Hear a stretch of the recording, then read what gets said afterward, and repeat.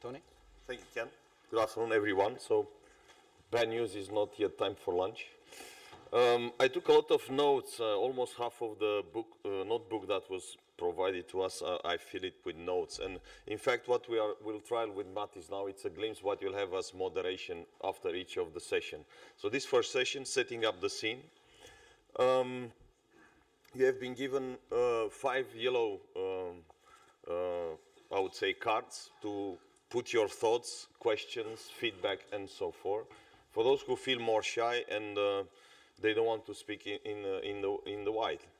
But the bad news or the good news is you have 5 because there are 5 breaks, coffee breaks and lunches. And I'm told we will serve as many portions, as many cards we receive. So you need to come up with 1 at every break. So anyway, we'll take it easy at the first one. So better with coffees, yes. But the lunch you cannot afford to skip. Now, I want from our side as moderators to think about your work, about the summer season, the past and the one to come, and to tell others, because one of the main themes out of these all notes is that we need to talk together. Airline operators, aerodrome operators, ANSPs, network managers, you name it. We are all in this room, so let's start talking to each other. So what might be interesting or relevant to each other? So I'm giving you some hints how to start filling those notes, and don't put names on it. So we will mix it. We'll show you one of the way how we use these cards. Or why might you be reluctant to tell, as said, in the wild, in the open, but you think it's related to the topics that have been presented. And last but not least, if none of this is convincing you, why on earth are you here? Give us one topic at each session why you are present here. To hear, to share, to speak, to talk, to network, and so forth. So I'll go around with Mattis in the room and try to trigger this discussion. So do you have first any questions for the 4 presenters that they admirably set it up the scenes? I think they could be an award on their competition in presenting interesting numbers. I think all their story sticks. You know, I'm reading recently this book, How to Make a Story Sticking. And I think your all 4 stories stick because you have great numbers, great stories. Unfortunately, also negative stories, not only positive stories. Any thoughts, any questions, any remarks? Okay. Just say your name and airline. And yes, hello everyone. Wojtek Kacprzak from LOT Polish Airlines, Poland. Sorry for long name, Celik. I really share your idea. We should understand each other. We should talk to each other.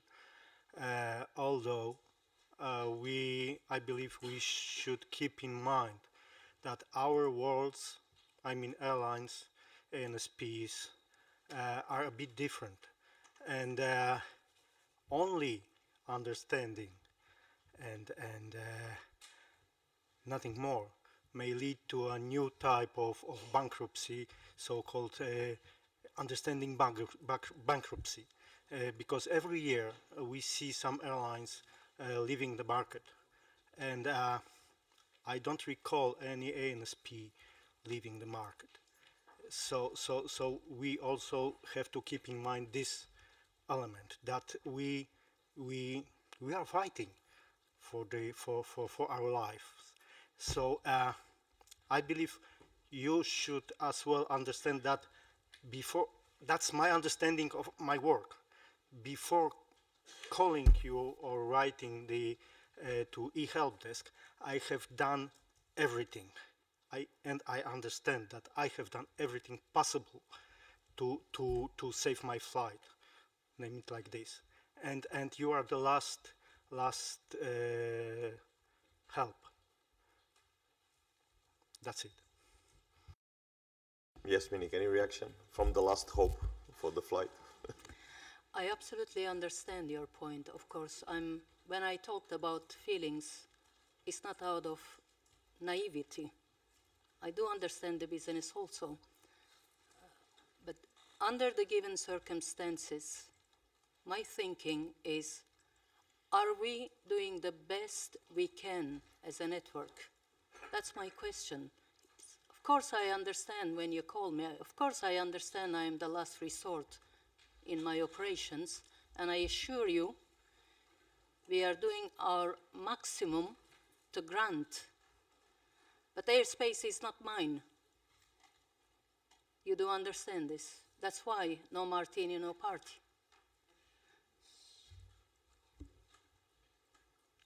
Thank you.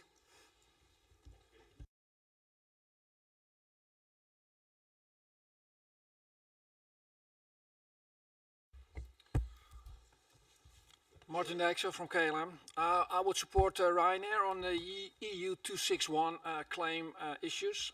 Only we have some other issues as well. Ryanair. Easier. Sorry. The EU 261 claim is based on a 3-hour delay on their final destination.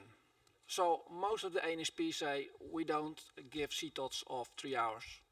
But if you have a CTOT of only 20 minutes, it may lead to a misconnection for a passenger with an onboard connection. So finally they end up with a 3-hour delay at their final destination. So every CTOT may cause an EU 261 claim in the past or in the future. Thank you.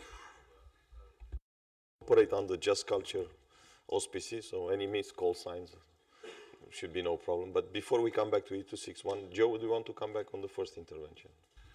Yeah, so I think I've heard it a couple of times about ANSPs not having penalties and for not delivering, etc. Just to say that this is not something that we can change. This is structural. But I can say that it is being discussed actively.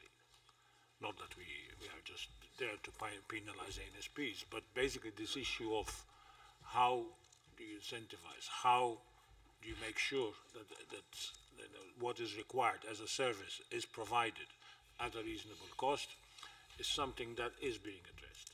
And I think it will be part of the next package that the Commission will eventually propose.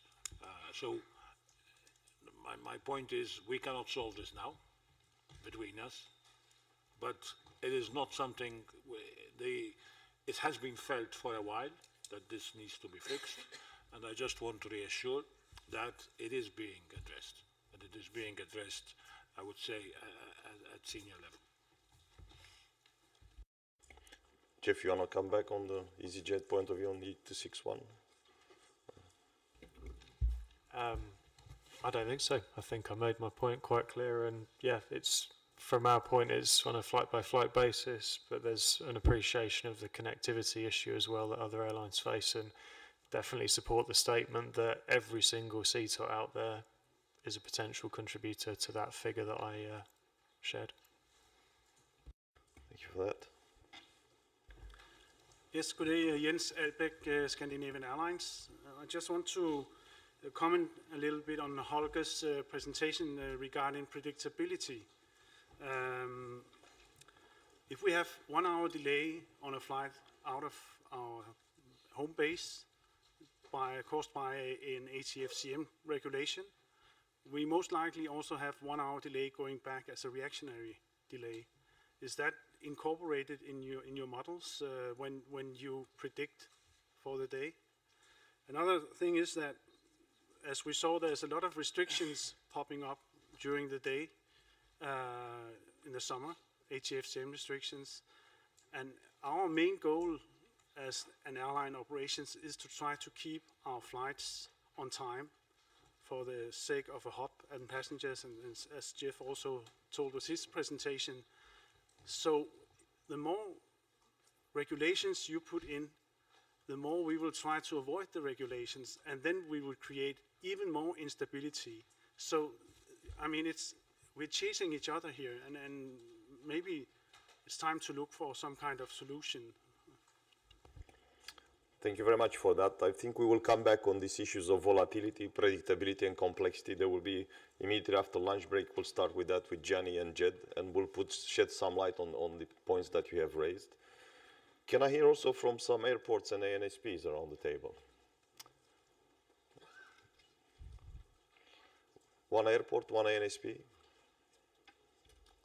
Ken. I'm not an airport or an ANSP, but in particular, could airport and well, not ANSP, but could an airport say something about the number of slot revision messages that has been well created during the unstable situation of last summer, and how do you deal with those? How much of a problem is that to your operations?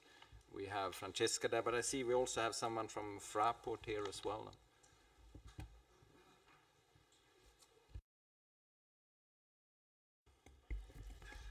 Well, I can tell you that not only the number of slot revisions, but also the amount of regulated traffic is a problem from a tower perspective.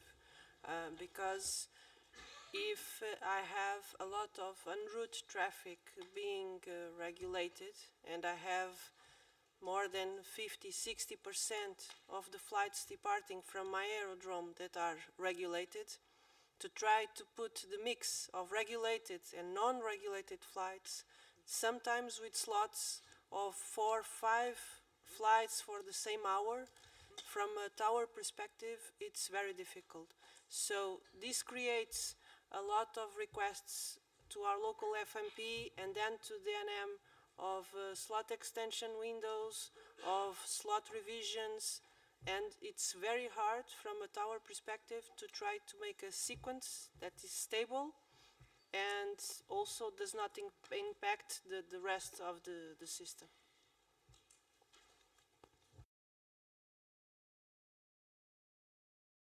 In Lisbon in the last weekend, so fabulous weather, 19 degrees, which is summer in Brussels. Yes, please. Yes, I'm Björn Hansson. I'm working for Swedavia now, but I've worked at NMOC as a flow manager before, so I know that deep rectification is a tool to manage and to mitigate problems, really. And FMPs are begging to, please, we will have an over delivery in the next hour or something. Can you help us? And sometimes you have to use this deep rectification. But now working at an airport, I see the impact is all these late SRMs is a disaster for the airline and for local ATC. But we understand it, but I think it's important that everyone understands the impact. Not only just using it as a tool, but you should also understand the impact and also what will come after. If you do a deep rectification with a very tight sort of parameter set, you will have a lot of phone calls, you will have a lot of questions on the e-help. So it's important for everyone to understand, also for ATC to understand why NMOC are using this deep rectification. I have another question a question to NM. What's the prognosis for the strike, the industrial action for 2019? Do we already know anything about this? Because this is really, I mean, all these industrial actions, they put NM in a terrible situation because you get blamed, you cannot work with this. Actually, it's really, really difficult. And I think it's not fair for the airlines, and it's not sort of really okay, I would say, the behavior from the involved partners in the industrial action. Thanks. Jenny will take out the crystal ball and look at it. Okay, good morning everybody, and good morning Björn. It's nice to see you again on the other side as well. So you know, you have both experiences. Again, the strikes, yes, crystal ball, but up to a certain extent. Obviously, sorry to say that, but we have to expect the usual social issues in France, the national strikes, because French controllers support very much other national issues. So it's within their rights. So, of course, they do it. That will continue. The last strike was in December. Regarding Italy, we have to expect, I'm afraid, a high number of strikes during the year because of very likely of the INAV industrial plan, to which some of the controllers, a big part of the controllers are against. So we will continue to experience strikes. Greece is the usual couple of days during the year. I don't think that is changing too much. We have a strike now in Belgium expected for the 13th of April, and I think 15–24 hours in Italy. So the problem that what is aggravating is the number of hours of strikes. In Italy, normally strikes last 4 hours, but of course if the negotiation between controllers and INAV is not going well, the number of hours will be increased. So next strike in February will be 24 hours. So I sorry to say that, I don't like to be the ambassador of bad news, but we have to expect another season with a number of strikes that are the regular one, around 1 million minutes of delay, roughly.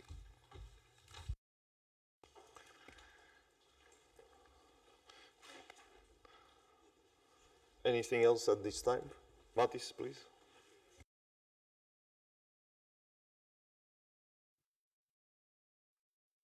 Can you hear me now? Yes. So I'm Matis, the head of the airports unit with an airport background. So I can probably add to that question that we received a couple of messages from our airport partners, particularly those that have implemented the full airport ACDM, experience quite an impact on the heavy number of regulations. And the message basically was ACDM is not working anymore properly. And there was done a lot of analysis in-house with the colleagues to understand what is actually the root cause behind it. And the root cause behind it is the number of regulations and the deep rectifications that are done in the system, which are causing these instabilities, disabling actually then the ATC tower to have a proper sequence. So we have a knock-on effect, which I think is another good example on that what Muniver was mentioning is we're working together, and every action that an individual takes has an effect on someone else in the system. Now, I understand very good what was mentioned by the colleague from Polish Airlines or by the colleague from EasyJet. And I'm also listening to what we get as messages in our briefings from our ops room, what's happening on a day-to-day basis. And I want to put a question in this floor because everyone is sitting here together. We're saying on one side, okay, for us every minute counts and can make a difference with regards to EU 261, which we fully understand and support. And on the other side, we see from the operations room, we're having a number of 450 regulations in place with an average delay of more than 50 minutes per flight. And it doesn't make any sense to call for a 1-minute improvement. How do we solve that situation? When the system is at the brink or at the edge of what it can handle, how do we find a resolution for that? We don't have the miracle answers, obviously, but I think that's a question we need to understand. Also to understand then in the communications when doing the operations, where are the limits for my partner on the other end of the phone?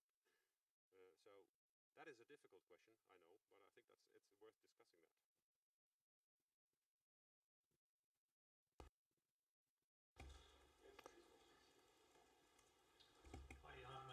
From Copenhagen Airport. The number of SRMs on a day certainly is a problem for us.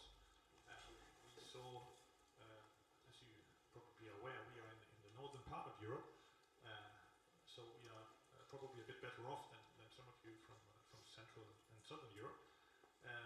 But on days with 60 or 70% of departures being regulated, we sometimes run into the issue of having to delay a non-regulated flight to give room for the regulated ones. And everything going north from us, so to Norway or to Sweden, is usually not regulated. And they were penalized this summer because we had to push the regulated flight to the runway to fill up the departure capacity. So certainly these the number of CTOTs, as the gentleman from EasyJet mentioned, is a problem also for us. The number of SRMs is a problem not only for us as the airport, but also for the ground handler, because every SRM results in a new TSAT. And when the TSAT changes 10 or 15 times within the last 45 minutes, the ground handler doesn't know where to put his pushback truck, and we don't get our stand freed up for the next arrival. So eventually, we're not there yet, but I see that eventually we will need to regulate arrivals into Copenhagen because we don't have square meters available to put aircraft on. Thank you, Sam. Anyone else?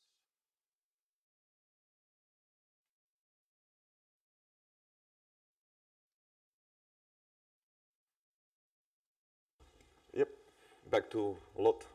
So once again, because several times during this discussion, and the presentations, the word stability, predictability appeared. That it's difficult to live with plenty of SRMs and so on.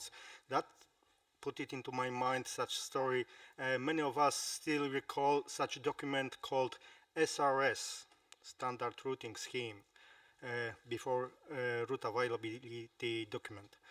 And when there was this change made from SRS to RAD, many of airlines, including me, was claiming, oh my God, give us good old SRS, this RAD is awful.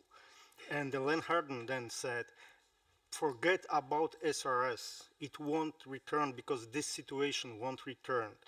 And referring to stability, I'm sorry, but from my perspective at least, somebody has to say it, and it is me. Let's forget about stability and predictability. It won't return. The situation has changed, weather has changed, our traffic has changed. When I was teaching my younger colleagues some years ago, I was teaching them, don't change the route less than half an hour before the departure, because you won't be able to deliver the new flight plan to the crew. Now we are able to do it like within 2-3 minutes, and they have the new flight plan in FMS, and they know where to fly. So you may see these sudden changes within 15 minutes, 25 new flight plans in your sector, because something has happened in the sector nearby.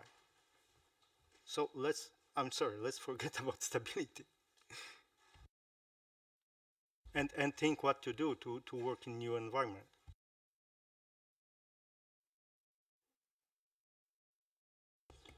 Okay, can I hear also one ANSP more? We heard from Holger from Karlsruhe Experience. Any other views and thoughts from the NSPs, how we are going to cope with or how we cope with the past summer, and the views from the, Roel, Maastricht. Yes, thank you. Roel Huurdeman, Capacity Manager, Maastricht. We found ourselves, let's say, in very much the same situation that I think most ANSPs were in over the past summer. But one thing that I want to reflect on is, and Minik brought it forward in her presentation, is the amount of regulations that there are in the network. I have appreciation for that, and yes, 400 is a crazy number, and it no doubt, let's say, destabilizes the network, because every change that you make to the regulation causes a deep rectification, thereby creates another instability issue. But on the other hand, none of us in the ANSPs are in the business of, let's say, creating delay or putting up regulations because we want to. We put up a regulation because we have a problem and we need to protect ourselves. And if in retrospect that number was 400 for a given day, what do we need to tell our people? I cannot go home and tell them, thou shalt put up less regulations. If in retrospect it turns out that a certain regulation was superfluous on a day, you have to be aware whether that could have been seen at the time that the regulation was put up, and most probably it wasn't, otherwise the regulation would not have been put up. And I do not know how to break this circle. I do not have the answer. I just want to, let's say, create some appreciation for the fact that this is what it is. And I also hear our colleague from LOT now saying, forget about predictability, it will never return. I have full appreciation for the fact that AOs want to be very dynamic and very reactive in their operations so that they can squeeze out every, let's say, possibility that they still see in the network that for them to use. But that same reactiveness also adds again to the lack of predictability. So we're chasing our own tails here. Jenny? This is not Maastricht. Oh, pardon. Sorry, maybe Aurora was before me. No, it's okay. Go ahead.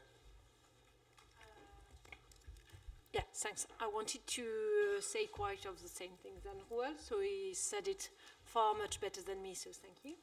And I just want to add something that, of course, we need it for a safety issue when we need to regulate. So the same as Roel, I won't come back to France and say to all FMP, please do not modify your regulation. If you've got too many aircraft, do nothing, because it's a safety issue. So they will continue to ask things when it's a safety issue, but we can ask for some small changes.